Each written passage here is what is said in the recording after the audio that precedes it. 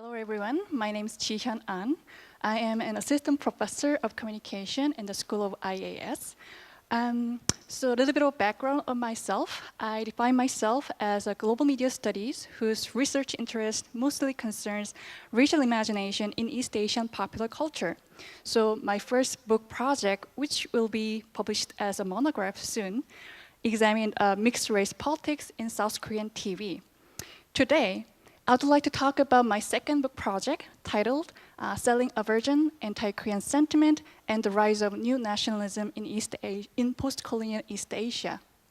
Obviously, this is a huge topic, so I won't be able to share very specific details about the research within 5 minutes, but I'm hoping to illustrate the overview of the research, its aim, scope, and the contribution. So here we go. Right. So many scholars in media studies, Asian media studies, have demonstrated that transnational circulation of East Asian popular culture has nurtured and created what scholars have called East Asian sensibilities. Along the same line, scholars have argued that Korean Wave, known to be a global success of Korean media and popular culture, can be a useful research program to really critically rethink about transnationalism in a global context. According to the map here, you see that Korean Wave was hugely successful in the greater Asian region. It is at least introduced or recognized in many parts of the world, including North and South America, Africa, and Europe. This chart specifically shows the export share of Korean TV programs in 2011. You see that almost 60% of total export share goes to Japan. The second largest was Taiwan. The third was China. So it is fair to say that those three countries are the biggest market for the Korean media and popular culture. But the problem here is that actually those three countries are growing home for emerging anti-Korean sentiment and movement across East Asia. So basically, what I'm trying to do is to examine how the rise of anti-Korean racism in East Asia reshapes the regional politics and produces a new ethnic nationalism in East Asia. So I have two questions. First, what social conditions support the rise of anti-Korean hate speech and protest in aforementioned three countries?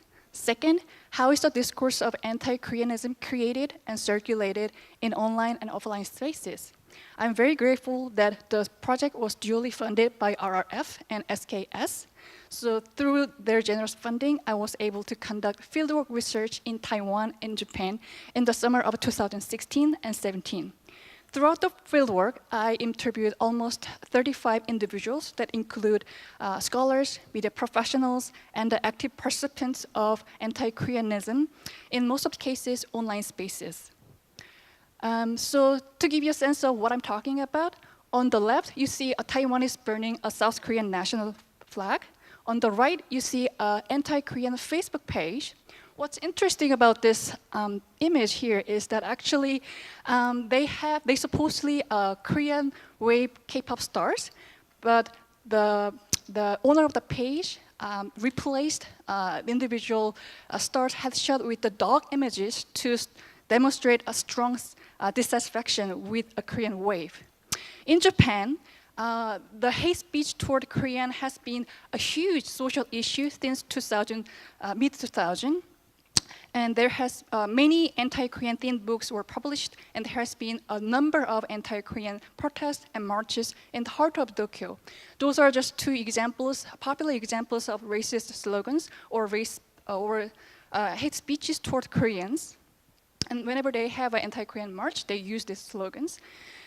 So during my stay in Tokyo this summer, I participated in an anti-war march to protest against Abe Shinzo, the Prime Minister's visit to Yasukuni Shirin, and to proclaim peace in Asia.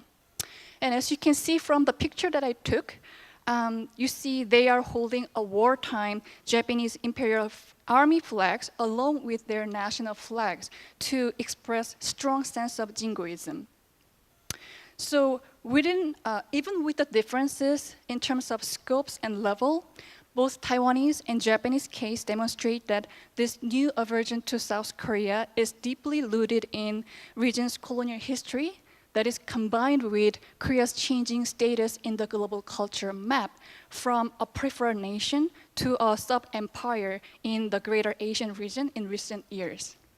So as a way to wrap up, I would like to highlight two important contributions to the field of media studies as well as Korean studies.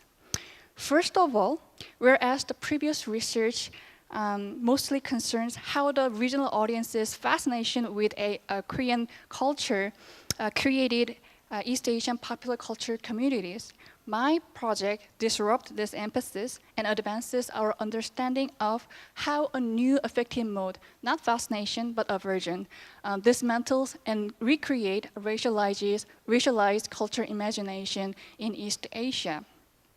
Second, I take a transnational approach to anti-Korean racism in East Asia as opposed to anti-Korean sentiment within a single national border. So for instance, the rise of anti-Korean sentiment in Taiwan cannot be fully understood without considering Korea-China relation. So by taking transnational perspective, this research tried to highlight a complex geocultural politics within East Asia. Thank you.